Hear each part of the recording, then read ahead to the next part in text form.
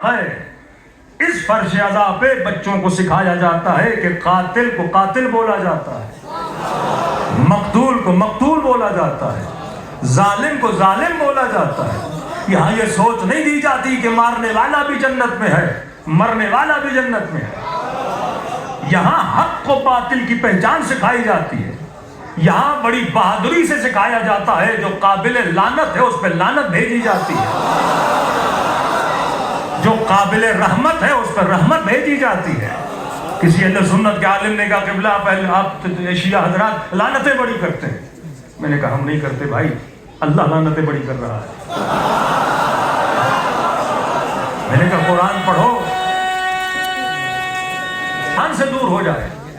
میں نے کہا قرآن میں 40 سے زیادہ مرتبہ خدا نے لعنت کی، ڈائریکٹ و انڈائریکٹ۔ کیا یہ لعنت نہیں؟ لعنت اللہ علی القوم الکاذبین، اللہ کے جھوٹوں پہ لعنت، لعنت اللہ علی القوم الظالمین، اللہ کے ظالموں پہ لعنت۔ میں نے کہا سب چھوڑ دو، بسم اللہ کے پڑھنے سے پہلے اتنی گاڑی لعنت مفتی بھیجتا ہے، اعوذ باللہ من الشیطان اللعین الرجیم۔ میں نے کہا یہ لعنت نہیں تو کیا ہے؟ کہا نہیں ہم بھی بھیجتے ہیں۔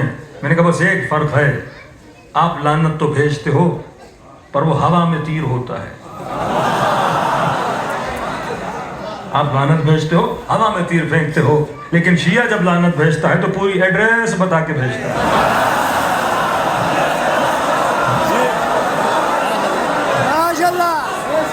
یہی مسئلہ ہے، دنیا کو اس سے مسئلہ نہیں۔ آپ ایک مرتبہ بولو ظالم پہ لعنت، ہو سکتا ہے مجمع میں 4 ظالم بھی ہو، برا نہیں لگے گا نا، کس ظالم پہ بھیجے جا رہے ہیں۔ لیکن جب نام لوگ، شیعوں کا قصور یہ ہے کہ شیعہ ایڈریس بتاتا ہے، شیعہ چہروں سے نقابیں اتارتا ہے، شیعہ وقت کے یزید کا چہرہ بتاتا بھی ہے، دکھاتا بھی ہے، پھر اس پہ لعنت بھجواتا بھی ہے۔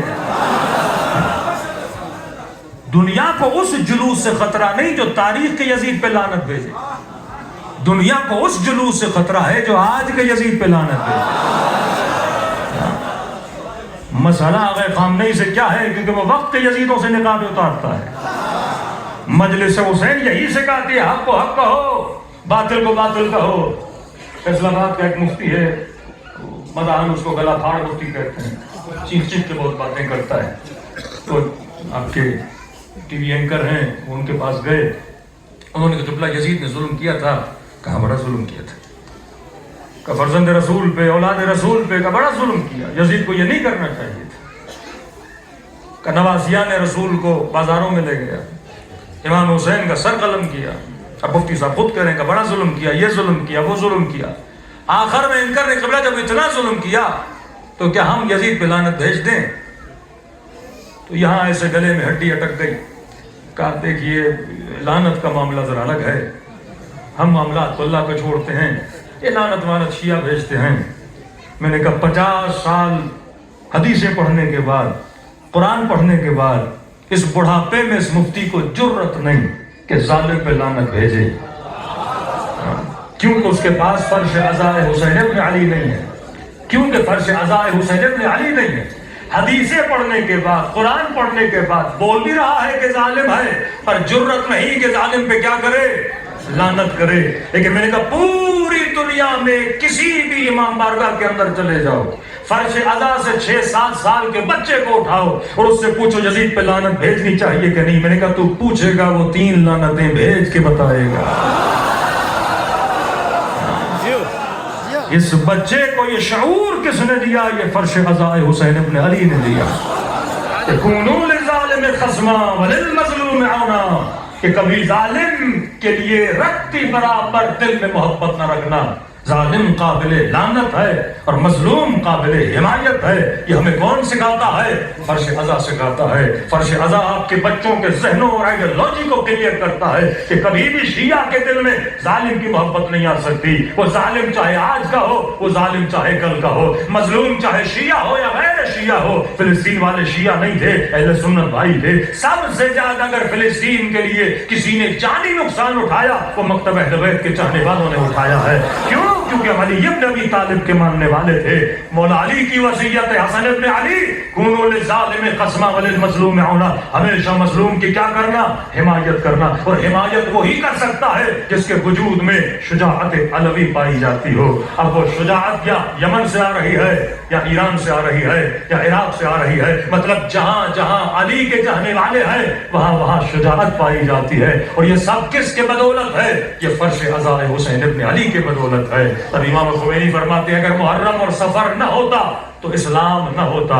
कौन सा इस्लाम? जो जिंदा इस्लाम है, जिंदा ज़मीर मुसलमान जिसके अंदर रहते हैं। तो ये नेमत खुदाबंदी है। अगर हर मजलिस के बाद 2 रकअत नमाज शुक्राना भी पढ़ी जाए कि परवरदिगारा इस मजलिस के जरिए से तूने हमारी नस्लों को बेदार रखा, इस मजलिस के जरिए से हमारी इज्जत नफ्स को बेदार रखा, इस मजलिस के जरिए से हमारे वक़ार को जिंदा रखा, हमारी माओ बहनों के पर्दों को जिंदा रखा। और खुदा की कसम अगर मजलिस न होती आज हमारे अंदर दीन न होता। शिया दुनिया के किसी भी कोने में चला जाए, अगर ये चाहते हुए न चाहते हुए दीन से दूर भी हो जाए, लेकिन अगर शिया होगा 10 दिन मुहर्रम की मजलिस में तो जरूर जाएगा। मतलब अगर हम हुसैन को भी छोड़ दें, हुसैन इब्न अली हमें छोड़ने वाले नहीं हैं। वो पकड़ पकड़ के हमारे बच्चों को फर्श अज़ा पे बिठाते हैं। और ये प्रैक्टिकल है, जिनके बच्चे जितना ज्यादा मजलिसों में जाते हैं वो उतना ज्यादा नस्लें दीनदार रहती हैं। जो जितना मजलिसों से दूर है वो उतना दीन से भी दूर है। तो अल्लाह की सबसे बड़ी नेमत फर्श अज़ाए हुसैन इब्न अली है। सल्लल्लाहु अलैहि मोहम्मद वाले मोहम्मद।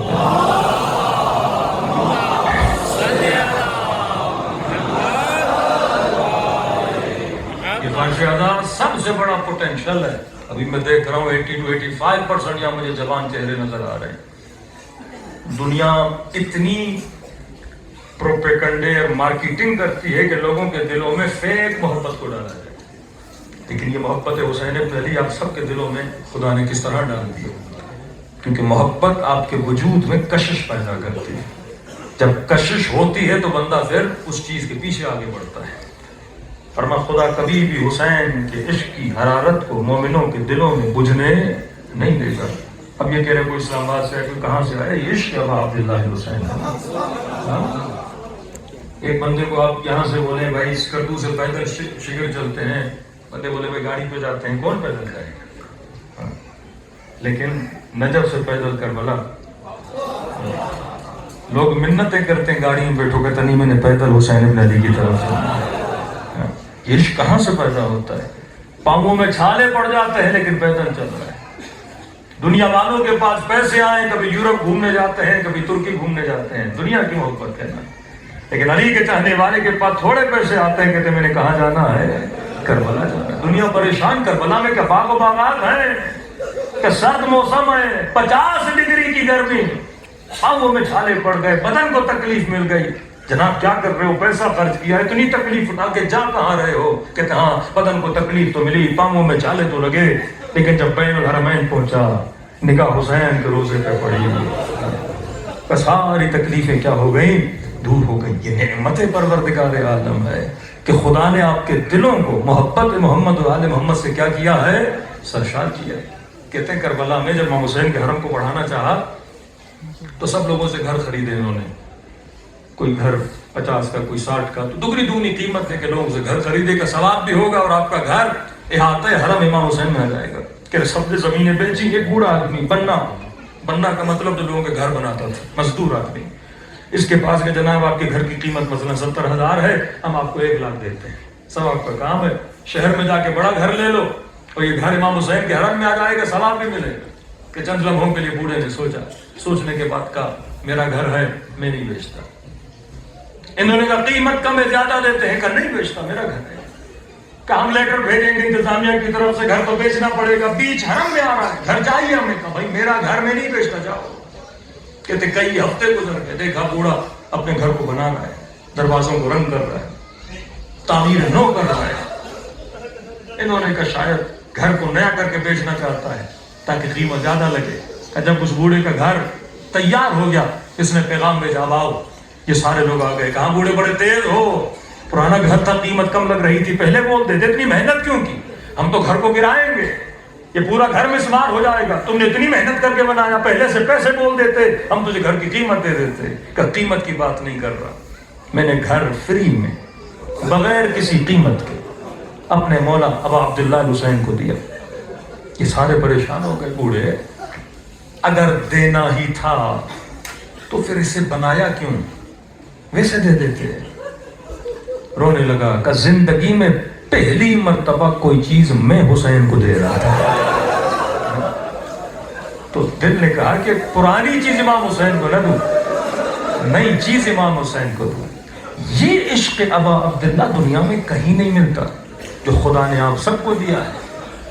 شیعہ کا دل کبھی سخت ہو ہی نہیں سکتا. قساوت قلب اہل بیت کے چاہنے والے کے دل میں آ ہی نہیں سکتی اگر ریگولر مجلسی مومن ہے. کہ قرآن کہتا ہے وَضْحَكُوا قَلِيلًا وَابْكُوا كَثِيرًا، جو بار بار فرش عزا حسین علی پر آئے اور مصائب امام حسین سنے اور گریہ کرے. یہ بندہ جو کبھی علی اکبر پر روئے، علی اصغر پہ روئے، یہ کبھی کربلا کے مصائب پہ روئے، کبھی جناب سکینہ پہ روئے، اس کا دل خدا ہمیشہ کیا رکھتا ہے؟ نرم رکھتا ہے. اور یاد رکھیے پتھریلی زمین ہو اس میں بیج بو گے کچھ اگتا نہیں ہے. جب زمین نرم ہو جاتی ہے اس کے اندر بیج ڈالو بہترین فصلیں اگتی ہیں. تو دنیا والوں کے دل سخت ہو سکتے ہیں لیکن حسین نے اپنے عشق کی آبیاری سے ہمارے دلوں کو نرم کیا ہوا ہے. اب یہ نرم دل جوان جب نماز شب پڑھے گا اس کو جو اثر ملے گا وہ کسی اور کو نہیں ملے گا. اب یہ نرم دل جوان، نرم دل مومن جب خدا سے دعا مانگے گا، جب اس نرمی دل سے یہ رب کی دربار میں پیش ہوگا، جو اسے ملے گا وہ دنیا میں کسی کو ملنے والا نہیں ہے. تو سب سے بڑی نعمت فرش عزا جو خدا نے آپ سب کو کیا کی ہے؟ عطا کی ہے. لیکن کچھ کمیاں ہیں. اگر ہم کوئی یونیورسٹی بنائیں، 4 سال کو جوان اس یونیورسٹی میں جائے، 5 سال جائے، تو یونیورسٹی کا مقصد کیا ہے؟ جوان آیا 4 سال یونیورسٹی میں پڑھا، اس کو انجینئرنگ کی، سول کی کوئی ڈگری ملی، ڈگری ملنے کے بعد اس کو ایک اسکل ملا، اسکل ملنے کے بعد اس کو جاب ملے. لیکن لوگ یونیورسٹی میں جاتے رہے، اس یونیورسٹی میں کوئی پاس آؤٹ ہو کر نکلے نہ، تو پھر یونیورسٹی میں جانے کا کوئی فائدہ نہیں ہے. مجلس حسین کا مقصد یہ ہے یہاں آؤ، مجلس حر بن کے باہر جاؤ. مجلس حسین کا مقصد یہ یہاں آؤ اور یہاں سے حبیب ابن مظاہر بن کے باہر جاؤ. یہاں جسموں پہ نہیں، یہاں دماغوں پہ کام کیا جاتا ہے. دماغ پہ کیسے کام ہوگا؟ کہ میرے حبیب اے میرے رسول، کل جمعے کا دن ہے، سورہ جمعہ آپ سب سنیں گے. یسبح للہ ما فی السماوات ما فی الارض الملک القدوس العزیز الحکیم هو الذی بعث فی الامیین رسولا. اللہ نے رسول مبعوث کیا، اس کی کوئی ڈیوٹی لگائی. پہلی ڈیوٹی کہ حبیب ان کا تزکیہ کرو، ان کو علم کی تعلیم دو، ان کو صاحب حکمت بناؤ. یہ 3 ڈیوٹی ہیں فرش عزا کی. معصوم فرماتے وہ بندہ مومن کسی کام کا نہیں اگر اس کے اندر یہ 3 چیزیں نہیں.